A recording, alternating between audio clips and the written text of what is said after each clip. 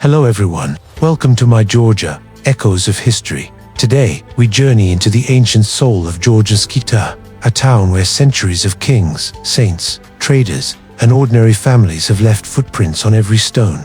Let's begin.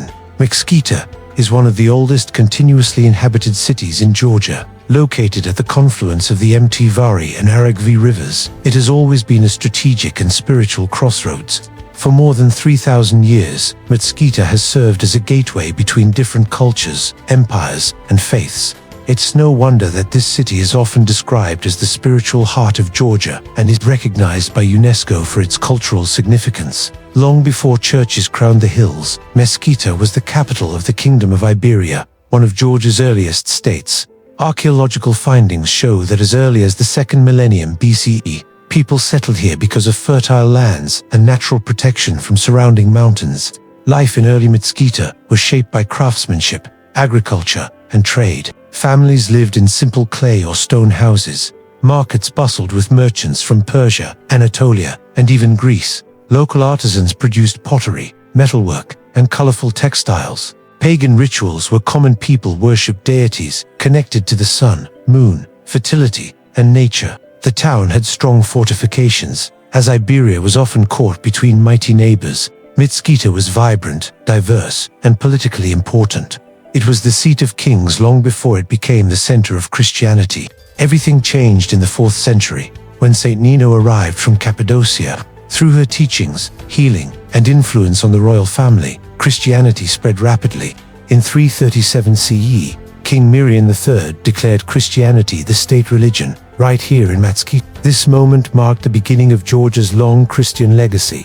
At the heart of Mtskheta stands Svetitskhoveli, one of the most sacred places in Georgia.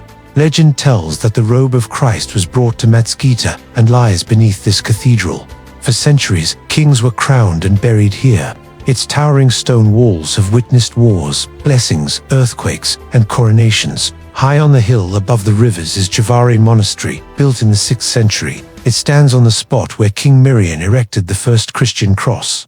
From its viewpoint, the landscape below looks almost unchanged, allowing us to see the very same view that early Georgian believers saw 1,500 years ago. Although the political capital later moved to Tbilisi, Mtskheta remained a religious and cultural center. Life revolved around church festivals, craft guilds, river trade, religious pilgrimages. Stone houses, wooden balconies, and narrow streets filled the town. People gathered for feasts, recited poetry, and passed down folk traditions. The riverside location made it an important commercial hub, with caravans traveling through the Silk Route making stops here. For centuries, the lifestyle in Mtskheta was shaped by tradition, community, and the natural cycles of the land. Typical families lived in stone or brick homes with interior courtyards. Extended families often lived together, grandparents, parents, and children sharing one household. Locals grew grapes for wine, wheat for bread, vegetables and herbs, pomegranates and figs. The region is famous for its winemaking, with ancient clay cavavris buried underground to ferment grapes, a tradition that continues today. Mtskheta was known for gold and silver jewelry, embroidered textiles, wooden carvings, ceramics and pottery. Generations of craftsmen passed down their skills. Religious celebrations were central to life. Easter, Christmas, and Svetitskhoveli filled the town with music, prayer, and feasting. Today, Mtskheta is a blend of ancient landmarks and modern life. Though small in size, it attracts millions of visitors each year. Pilgrims, historians, tourists, and locals walk the same winding streets once used by kings. While tradition remains strong, life in Mtskheta has adapted to modern times. Families run guest houses and small hotels. Many residents work in tourism, guiding visitors and selling handmade crafts. Cafes and restaurants serve both traditional Georgian dishes and modern cuisine.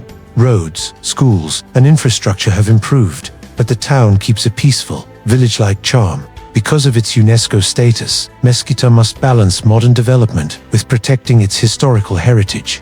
Strict building rules help preserve its ancient appearance. Meanwhile, residents continue traditional practices, winemaking, embroidery, and local festivals, keeping the spirit of old Mtskheta alive. Walk through Mtskheta today and you will feel both history and daily life blending together. You might see a priest entering Svetitskhoveli for evening service, children playing near the river, Artisans selling handmade jewelry, locals baking bread in traditional clay ovens, tourists photographing Jvari Monastery at sunset.